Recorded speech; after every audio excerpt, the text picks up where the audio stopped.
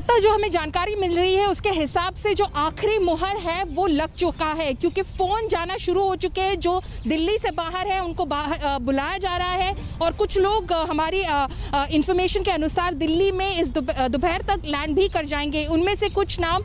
जिनसे हमने खुद बातचीत की है और उन्होंने कहा है कि हमें मीटिंग के लिए बुलाया गया है, वो है Narayan Rane, member of parliament जो राज्यसभा से है, महाराष्ट्र से है, Shantanu Thakur Bangaon member of parliament है, सांसद है, पश्चिम बंगाल से मतुआ कम्युनिटी को लेकर काफ़ी उनकी पकड़ है और मतुआ समाज के एक लीडर होते हैं, रिलीजियस लीडर होते हैं शांतनु ठाकुर, उस ठाकुर परिवार से आते हैं और सांसद है बनगांव के, उनको भी ये जो कॉल है वो जा चुका है। सर्बानंद सोनोवाल हमारी इंफॉर्मेशन के हिसाब से वो खुद असम से दिल्ली पहुंच रहे हैं। वो पिछले कुछ हफ्तों पहले यहाँ पर दिल्ली में थे, उन्होंने अलग कटसी मीटिंग्स भी की थी और आज हमारे इंफॉर्मेशन के अनुसार वो भी पहुंच रहे हैं। जहां तक हम दूसरे पार्टीज की बात करें, ये तो भाजपा की बात हो गई, दूसरी पार्टीज की बात करें जैसे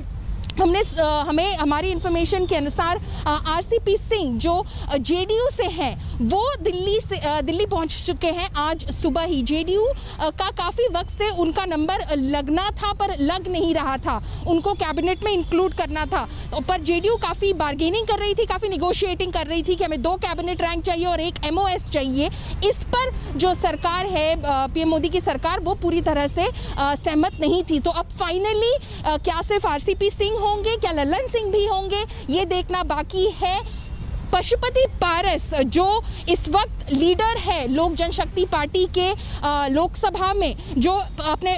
चिराग पासवान से अलग हो गए हैं, शायद उनका भी नंबर लग सकता है, वो कल रात से ही दिल्ली में मौजूद है। तो ऐसे कई सारे नेता हैं। ज्योतिरादित्य सिंधिया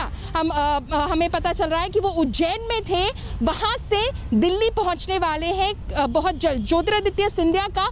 पिछले साल से ही वो इंतजार कर रहे थे, करीबन 1.5 साल इंतजार किया है ज्योतिरादित्य सिंधिया ने। जब उन्होंने पार्टी ज्वाइन की थी भाजपा, तभी ये अटकलें लगाए जा रहे थे कि उनको पहले तो राज्यसभा में लाया जाएगा, जो कि लाया गया, और उसके बाद उन्हें कैबिनेट में लाया जाएगा सेंटर में, और वही अब होने वाला है शायद। तो इन सारे लोगों से और इनके आसपास के सूत्रों से हमें पता चल रहा है कि ये दिल्ली पहुंच रहे हैं। शायद जो बीजेपी से जो नेता है उनकी मीटिंग होगी जेपी नड्डा से शाम को। जेपी नड्डा इस वक्त हिमाचल प्रदेश में है अपने 2 दिवसीय दौरे पर, वो लौटेंगे शाम को 6 बजे के करीब। उस वक्त शायद इनकी मीटिंग हो बीजेपी वाले नेताओं की, और जो एलाई पार्टीज हैं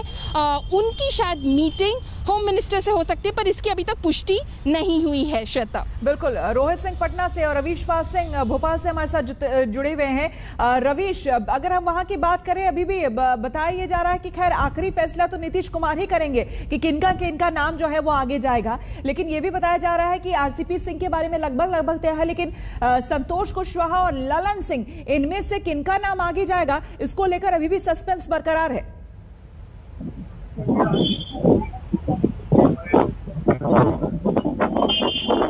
कुमार ही लगाएंगे कि किनको मंत्री बनाया जाना है, लेकिन जिन नामों की अटकलें चल रही हैं, जब मैंने आपको बताया आरसीपी उसमें सबसे जो है आगे चल रहे हैं रेस में, उनको लगभग तय है केंद्र में मंत्रिमंडल बनना, मंत्रिमंडल में शामिल किया जाना लगभग तय है। इसके अलावा पिछड़ी जाति से 2-3 नाम हैं वो भी चल रहे हैं, जिसमें चंदेश्वर चंद्रवंशी हैं जो कि जहानाबाद से MP हैं और वो भी इस वक्त दिल्ली में मौजूद हैं। इसके साथ ही अति पिछड़ी जाति से ही रामनाथ ठाकुर आते हैं, उनका नाम भी चल रहा है, संतोष कुशवाहा का भी नाम चल रहा है, और ललन सिंह जो कि भूमिहार समाज से आते हैं, उनका नाम भी जो है चल रहा है। ऐसे में देखना ये होगा कि नीतीश कुमार आखिर किसके नाम पर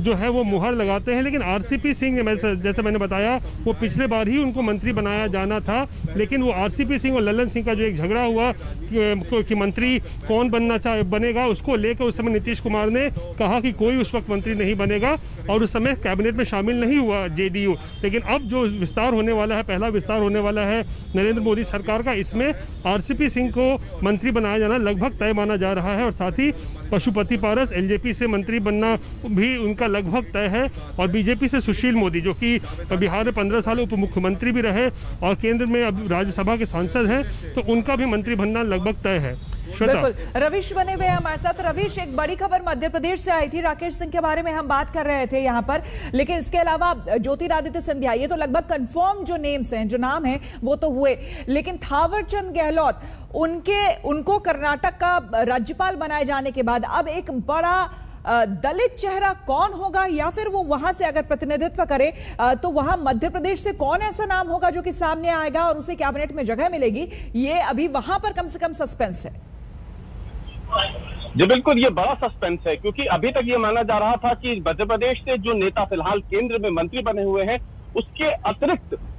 2 नए मंत्री जो है वो मोदी कैबिनेट में शामिल हो सकते हैं, और इसीलिए ज्योतिरादित्य सिंधिया, राकेश सिंह का नाम तो चल ही रहा है। लेकिन अब अचानक से हमारी बातचीत के दौरान ही ये खबर आती है कि राष्ट्रपति ने राज्यपाल नियुक्त कर दिए हैं कई राज्यों में, और थावरचंद गहलोत जो कि अभी तक बतौर सामाजिक न्याय विभाग के मंत्री का पद संभाल रहे थे, उन्हें हटा करके अब राज्यपाल बना दिया गया है कर्नाटक का। तो जाहिर सी बात है, इतना जरूर तय हो गया है कि जो बात हिमांशु लगातार कर रहे थे कि जो असेसमेंट किया गया है विभागों का, उसके आधार पर ही ये मंत्रिमंडल विस्तार अब तय माना जा रहा है। कई ऐसे मंत्री हैं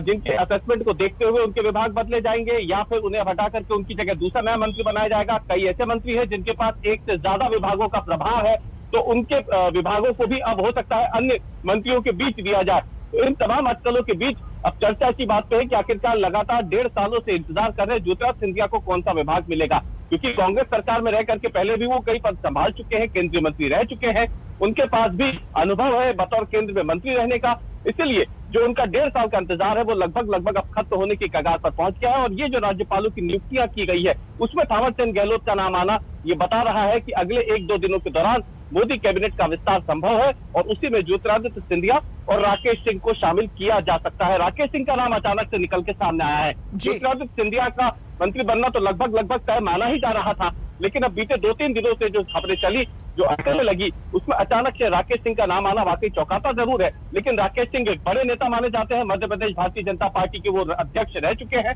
महाकौशल का जो जबलपुर संभाग लगता है उसके भी एक बड़े नेता है। इसलिए अगर उनकी भी दावेदारी यहाँ पर है तो इसमें ज्यादा हैरान होने वाली बात है नहीं। लेकिन क्योंकि उनका नाम अभी तक कहीं सामने नहीं आया था, अचानक से राकेश सिंह का नाम सामने आया है ज्योतिरादित्य सिंधिया के साथ, तो देखना अब ये है कि थावरचंद गहलोत को अगर हटा करके राज्यपाल बनाया गया है तो उनकी जगह किस नए चेहरे को इस जिम्मेदारी दी जाती है सामाजिक न्याय विभाग संभालने की, और ज्योतिरादित्य सिंधिया को अब कौन सा पद मिलता है मोदी कैबिनेट में यदि विस्तार होता है।